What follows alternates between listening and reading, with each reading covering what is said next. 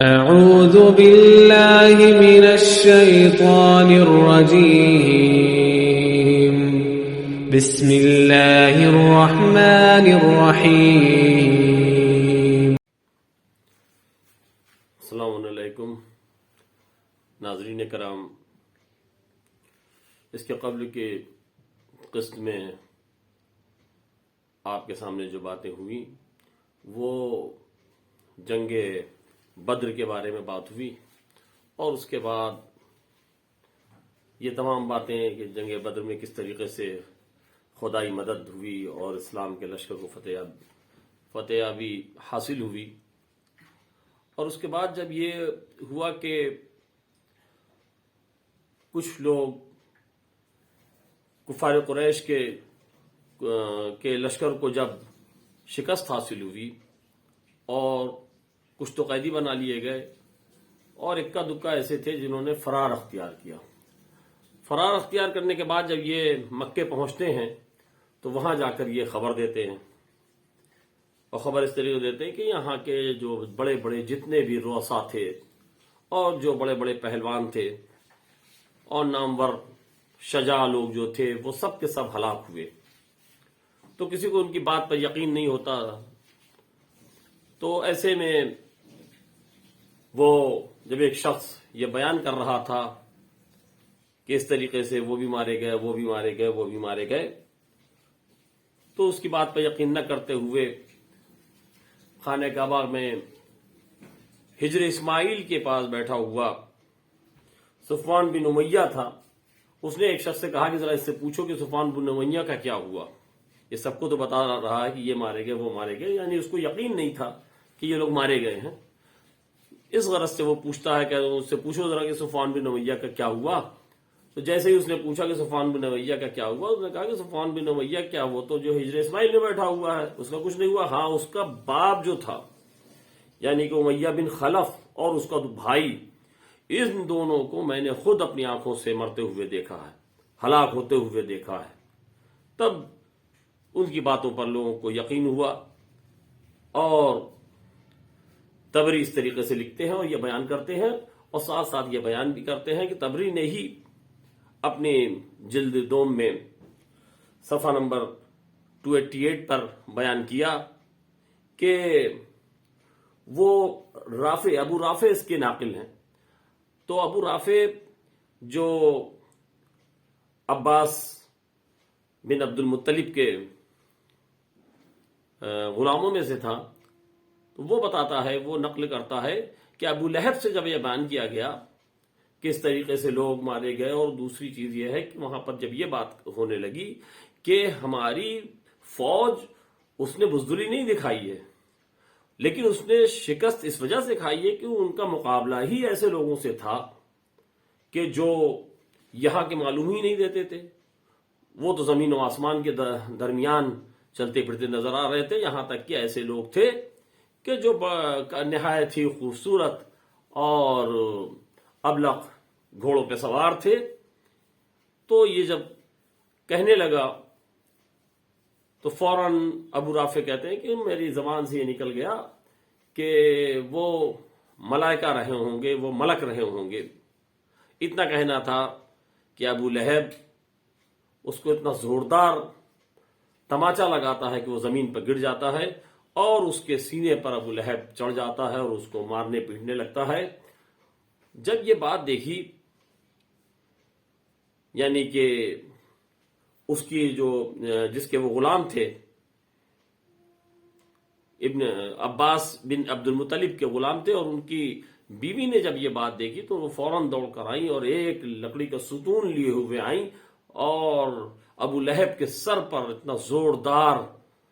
اس سے وار کیا کہ وہ وہیں سے لہو لہان ہو گیا، اور بڑی ذلت آمیز طریقے سے وہاں سے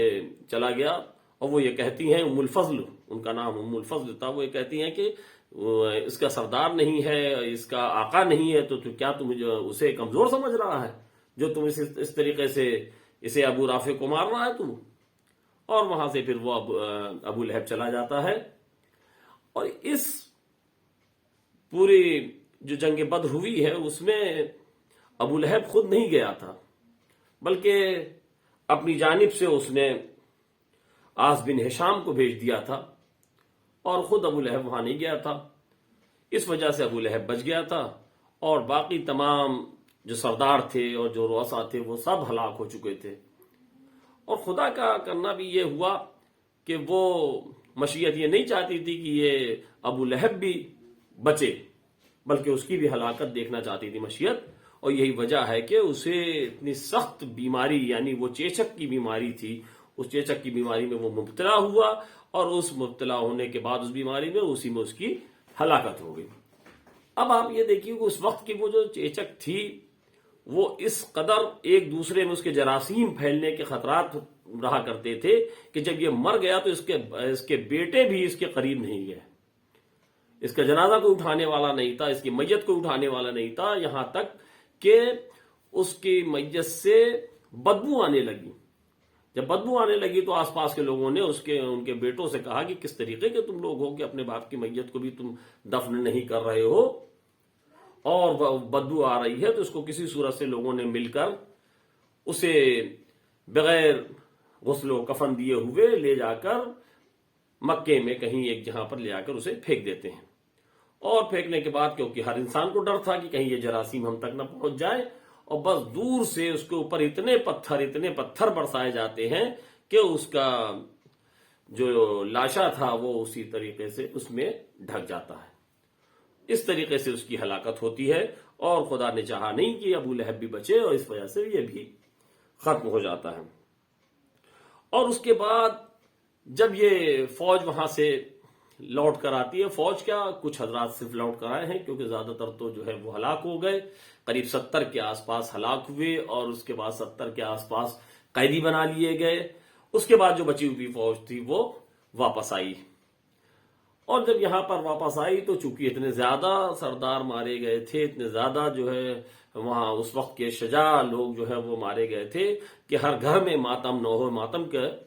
آواز بلند ہونے لگی اور لوگ رونا پیٹنا کرنے لگے، اپنے اپنے مقتولین کے اوپر رونے لگے.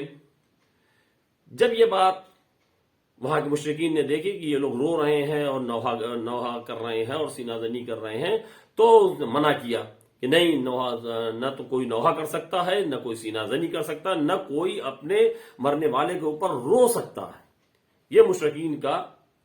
ایک طریقے سے یہ طور تھا، اور اس کی دلیل وہ یہ دے رہے تھے کہ بھائی اگر ہم ایسا کریں گے تو محمد اور ان کے اصحاب ہمارے اوپر ہنسیں گے. اس وجہ سے اس کی خبر وہاں نہ پہنچے تو کوئی بھی روئے گا نہیں. رونے پر پوری طریقے سے پابندی لگا دی گئی. لوگوں کے مقتولین کافی تھے اور اسی میں سے اسود بن عبد یغوث جو تھا اس کے 3 بیٹے وہاں مارے گئے جنگ بدر میں. اور 3 بیٹے مارنے کے بعد جب چونکہ یہ پورے سماج کے اوپر یہ بین لگ گیا، پوری طریقے سے منادی کر دی گئی کہ کسی مقتول کے اوپر کوئی بھی نہیں روئے گا، تو یہ نہیں رو پا رہا تھا اور اس کا جگر بھنا جا رہا تھا. اور چاہ کر بھی چونکہ سماج کی بات تھی اور پوری طریقے سے مشرکین نے یہ پابندی عائد کر دی تھی کوئی نہیں رو سکتا، تو یہ نہیں رو پا رہا تھا، لیکن اس کا جگر بھنا جا رہا تھا. اور رات کا وقت تھا کہ اس نے ایک عورت کے آواز سنی رونے کی، تو اس نے اپنے غلام سے کہا کہ جاؤ ذرا دیکھو یہ کون رو رہا ہے، کیا اجازت مل گئی ہے رونے کی؟ اگر رونے کی اجازت مل گئی تو ہم بھی اپنے بیٹوں کے اوپر روئیں، کیونکہ ہمارے 3 بیٹے اس جنگ میں مارے گئے ہیں. جب غلام جاتا ہے وہاں سے لوٹ کر آتا، آنے کے بعد اس نے جب خبر سنائی تو وہ یہ خبر سناتا ہے کہ ایک عورت ہے اس کا اونٹ غائب ہو گیا ہے، جس کی وجہ سے وہ رو رہی ہے اپنے، اور جنگ بدر کے مقتولین کے اوپر وہ نہیں رو رہی ہے. تو اس نے کہا کہ عجیب بات ہے. اس پر اس نے ایک مرثیہ پڑھا اور وہ مرثیہ اس طریقے سے تھا کہ اے عورت، تم اپنے ایک اونٹ کے لیے رو رہی ہو اور یہاں جنگ بدر میں ہمارے 3 بیٹے مارے گئے اور ہم نہیں رو سکتے. اس طریقے سے اس نے مرثیہ پڑھا اور یہ پابندی جو اس کے اوپر تب بھی عائد رہی. اب آپ یہ سمجھ لیے کہ اس کے بعد یہ تو جو ہے وہاں پر جنگ بدر میں جو مارے گئے قریب 70 افراد ہلاک ہوئے. کفار کی طرف سے، لیکن ہمارا نبی تو وہ ہے جو خلق عظیم پر فائز ہے، وہ دشمنوں کے ساتھ بھی دشمنی نہیں کرتا ہے، تو وہ مقتولین کے ساتھ جو ہے وہ کس طریقے سے جو ہے دشمنی کر سکتا ہے؟ تو اس نے کم سے کم اس طریقے سے ہمارے نبی صلی اللہ علیہ وسلم نے انتظام کیا کہ جو مارے گئے ہیں ان کی لاش کو اس طریقے سے نہیں چھوڑ دیا کہ اسے چیل کوے کھائیں اور وہ اس کی بے حرمتی ہو، بلکہ اسے ایک طریقے سے دفن کر دیا، یعنی ان پوری لاشوں کو وہ کنواں جو وہاں پر موجود تھا اس کنویں میں ڈلوا دی، تمام لاشیں کنویں میں ڈلوا دی، اور اس کے اوپر جو ہے اس کے اوپر سے پتھر ڈال دیا گیا، اور اس طریقے سے وہ دفن ہو گئے۔ اس میں بس ایک امیہ بن خلف کی جو لاش تھی وہ اس کنویں میں نہیں ڈالی جا سکی، اس لیے کہ اس کا جسم اتنا پھول گیا تھا، اس زرہ کے اندر وہ جسم تھا، زرہ پہنے ہوئے تھا اور جسم اتنا پھول گیا تھا کہ وہ وہاں سے ہٹایا نہیں جا سکتا تھا کسی طریقے سے، زرہ اس میں پوری آ گئی تھی، جس وجہ سے اسے ایک کسی میدان میں اسے ڈال دیا گیا، اور اس کے اوپر کچھ خاک وغیرہ ڈال کے اور کچھ پتھر اور اس سے اس طریقے سے اس کو ڈھاکا گیا کہ اس کا جسم جو ہے وہ ڈھک جائے۔ یہ رسول خدا نے انتظام کیا، اور اس کے بعد جو رسول نے بات کہی وہ یہ کہ اس کنویں کے قریب جاتے ہیں جہاں پر تمام مقتولین کو ایک طریقے سے دفن کیا گیا تھا، اور اس کے قریب جانے کے بعد ایک ایک کا نام لے کر رسول خدا صلی اللہ علیہ وسلم آواز لگاتے ہیں، یا عتبہ بن ربیعہ، یا شیبہ بن ربیعہ، یا ولید بن عتبہ، یا ابو جہل بن ہشام، اس طریقے سے سب کا، یا امیہ بن خلف، آواز لگا رہے ہیں، اور اس کے بعد یہ کہتے ہیں کیا تو نے خدا کے اس عذاب کو صحیح نہیں پایا جس کا وعدہ خدا نے کیا تھا؟ میں نے تو وہ چیز صحیح پائی جس کا وعدہ مجھ سے خدا نے کیا تھا، تم نے بھی وہاں پر اس کو صحیح پایا ہوگا کہ جس عذاب سے تمہیں ڈرایا جاتا تھا وہ عذاب اب تمہیں مل رہا ہے۔ اب اسی میں سے کچھ اصحاب تھے جو سطحی نظر رکھنے والے تھے، انہوں نے کہا کہ یا رسول اللہ یہ تو مر چکے ہیں، یہ مر چکے ہیں، اب یہ کہاں سنتے ہیں؟ بس اس پر رسول اکرم صلی اللہ علیہ وسلم کہتے ہیں کہ ان کی سماعت تم سے زیادہ ہے، یعنی جتنی سماعت تمہاری ہے اس سے زیادہ یہ سماعت کرتے ہیں، یہ سنتے ہیں۔ وہ اور بات ہے کہ یہ بول نہیں سکتے۔ اب اندازہ لگائیے کہ رسول خدا کا یہ عمل یہ خود بتاتا ہے کہ جب ایسے گنہگار لوگ، ایسے کفار، وہ بھی مرنے کے بعد جو ہے رسول کی آواز کو سنتے ہیں یا عام انسان کی آواز کو سنتے ہیں، جب ان کے بلایا جاتا ہے تو وہ سنتے ہیں۔ وہ الگ بات ہے کہ بول نہ پائیں، تو خود رسول اکرم صلی اللہ علیہ وآلہ وسلم اور وہ اولیاء اللہ جو بڑے بڑے مرتبوں پر فائز ہیں، کیا وہ اگر ان کو کوئی پکارے تو کیا وہ نہیں سنیں گے؟ ضرور سنیں گے، لیکن اپنے ہاں اسلام میں اس طریقے کے بھی لوگ ہیں جو اس بات کا اعتراض کرتے ہیں کہ اب تو وہ مر چکے ہیں، وہ نہیں سنیں گے۔ اور یہاں تک کہ رسول خدا کے لیے بھی یہ بات سامنے آ گئی ہے کہ وہ اس پر بھی کہتے ہیں کہ رسول خدا معاذ اللہ وہ نہیں سن سکتے۔ جب ایسے گنہگار لوگ سن سکتے ہیں، اور یہ رسول کا عمل خود بتا رہا ہے جنگ بدر کے موقع پر، اور یہ تبری کی جو ہے صفحہ تبری کی جو دوسری جلد ہے اس کے صفحہ نمبر 289 پر لکھا ہوا ہے، خود جو ہے تاریخ شاہد ہے اس عمل کی۔ تو ہمیں جو ہے اس بات پر عمل کرنا چاہیے اور اس بات پر یقین کرنا چاہیے کہ جب رسول کا یہ عمل ہے تو جو نیک حضرات ہیں وہ بھی مرنے کے بعد اگر ہم آواز دیتے ہیں تو ہماری آوازوں کو سنتے ہیں۔ اس طریقے سے یہ وہاں پر جو ہے جو مقتولین تھے ان کے ساتھ یہ ہوا، اور اس کے بعد جو قیدی بنا لیے گئے تھے ان کے ساتھ بھی سلوک رسول کا بہت اچھا سلوک رہا، اور یہاں تک کہ اس میں سے کچھ قیدی ہیں جو کہ فدیہ دے کر اور اس کے بعد نذرانہ دے کر ان کو چھڑایا جا سکتا تھا۔ اسی میں جو خلفائے عباسیہ ہیں ان کے مورث اعلیٰ عباس ابن عبد المطلب بھی تھے انہی قیدیوں میں، جو رسول خدا کے سامنے آ گئے اور رسول خدا سے یہ چاہتے تھے کہ وہ ہمیں جو ہے کوئی نذرانہ نہ دینا پڑے اور ہم یہاں سے چھوٹ جائیں، کیونکہ انہی قیدیوں میں سے وہ بھی تھے۔ اور رسول خدا سے یہ کہنے لگے کہ ہم تو اسلام لا چکے، ہمارے دل کے اندر اسلام تھا۔ رسول نے کہا کہ جو آپ کے دل کے اندر اسلام تھا اس کا جزا خدا دے گا، لیکن چونکہ میرے مقابل آپ آئے ہیں، اگر میرے مقابل نہ آئے ہوتے تو الگ بات تھی، لیکن جب آپ ہمارے مد مقابل آ گئے تو پھر آپ کو اگر یہاں سے جانا ہے تو آپ کو فدیہ دینا پڑے گا، آپ کو جو ہے نذرانہ دینا ہی پڑے گا۔ انہوں نے اپنا بھی نذرانہ دیا اور اس کے بعد اپنے متعلقین جو بھی وہاں پر تھے ان کا بھی نذرانہ دے کر، اور وہ اس حیثیت کے مالک بھی تھے کہ انہوں نے نذرانہ دے کر اپنے کو چھڑا لیا۔ اب اس کے بعد انہی قیدیوں میں سے ابو سفیان کا بیٹا عمرو بھی تھا، اور لوگوں نے ان سے کہا کہ بھائی عمرو کو بھی جو ہے کچھ نذرانہ دے کر چھڑا لو۔ اور دوسرا ابو سفیان کا بیٹا حنظلہ جو اس میں مارا گیا تھا، جس کو مولا علی نے قتل کیا تھا، تو ابو سفیان کہتا ہے کہ ہم جان بھی گنوائیں اور اس کے بعد جو ہے مال بھی گنوائیں، ہم یہ نہیں کریں گے، وہ جب ان کو چھوڑنا ہوگا چھوڑے، نہیں چھوڑنا ہوگا نہیں چھوڑے گا، ہم جان تو گنوا چکے ہیں تو اب مال نہیں گنوائیں گے۔ اس لیے وہ عمرو کو چھڑانے کے لیے نذرانہ دینے کو تیار ہی نہیں ہوا۔ لیکن عجیب سی ایک بات یہ ہوئی کہ اسی دوران لوگ جب وہ عمرہ اور حج کرنے کے لیے بھی کوئی جاتا رہتا تھا، تو کبھی عمرہ کرنے کے لیے جو بھی جاتا تھا یا حج کرنے کے لیے بھی جاتا تھا، اس سے کوئی بھی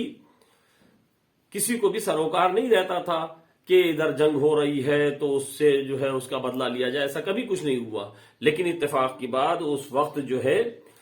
ایک بزرگ مسلمان جاتا ہے جسے سعد بن نعمان جس کا نام تھا، اور جو بنی اوف سے جس کا تعلق تھا، وہ گیا ہوا تھا عمرہ کرنے کے لیے۔ جب امیہ نے یہ دیکھا، ابو سفیان نے جب یہ دیکھا کہ یہ آیا ہوا ہے تو اسے قید کر لیا، جبکہ وہ اتفاق سے اس وقت عمرہ کرنے کے لیے گیا تھا اور ایسے لوگوں سے کوئی نہیں بولتا تھا، لیکن اس نے اسے قید کر لیا، اور قید کرنے کے بعد یہ پیغام بھیجا کہ جب عمرو کو چھوڑا جائے گا، عمرو بن ابو سفیان کو جب چھوڑا جائے گا تب اسے چھوڑا جائے گا۔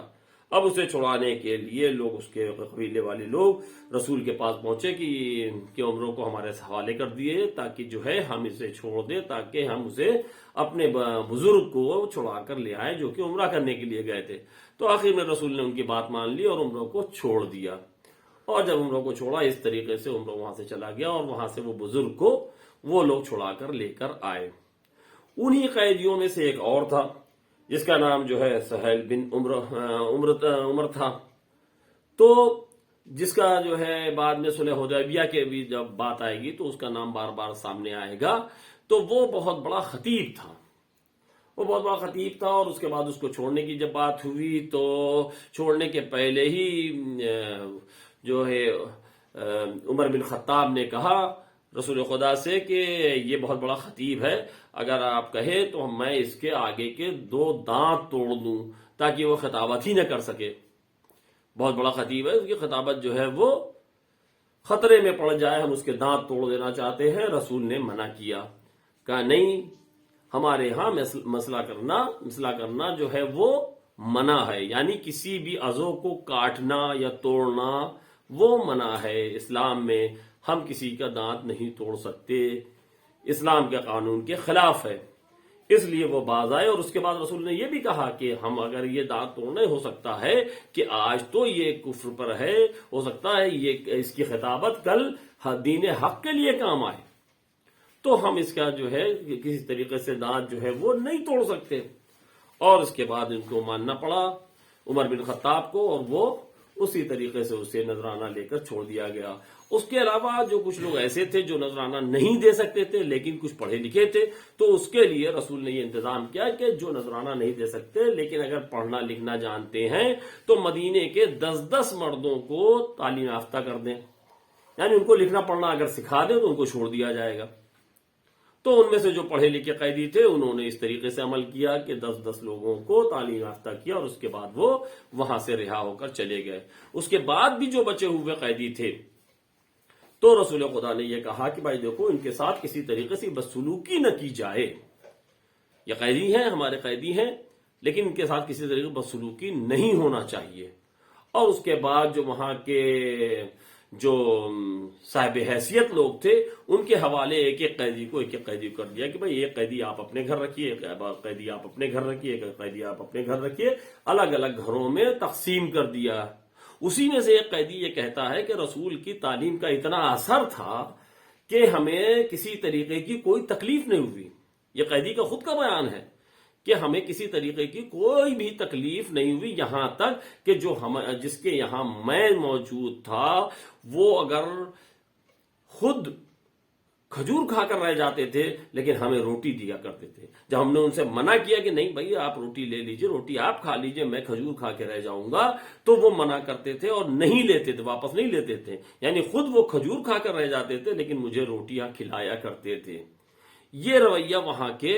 قیدیوں کے ساتھ تھا. اور یہ سب جو رویہ ہے یہ صرف اسلام کی تعلیمات کو پہنچانے کے لیے رسول کا یہ عمل ہے. اور رسول تعلیم دے رہے ہیں کہ آئندہ کس طریقے سے ہمیں اگر حکومت کرنا ہے تو بھی ہمیں کس طریقے سے جو ہے وہ عمل پیش کرنا ہے، یا ہمارا کوئی قیدی ہو گیا اس کے ساتھ ہمارا کیسا برتاؤ ہونا چاہیے. یہ تعلیمات رسول عملی طور پر پیش کر رہے ہیں تاکہ آئندہ آنے والے لوگ اس پر عمل کریں. لیکن کیا اسلام کے نام پر جنہوں نے حکومت کی ہے انہوں نے رسول کی ان تعلیمات پر عمل کیا؟ نہیں، کوئی عمل اس طریقے سے نہیں ہوا کہ جو رسول جس طریقے سے چاہتے تھے اس طریقے سے عمل ہو، بلکہ یہاں تک ہوا کہ رسول کی اولاد کو ہی قتل کر دیا گیا. تو اس طریقے سے عمل کیا ہوگا جو رسول کی سیرت تھی. اب اس کے بعد آئندہ قسط میں آپ کے سامنے پھر حاضر ہوں گے. وآخر الدعوانا الحمدللہ رب العالمین.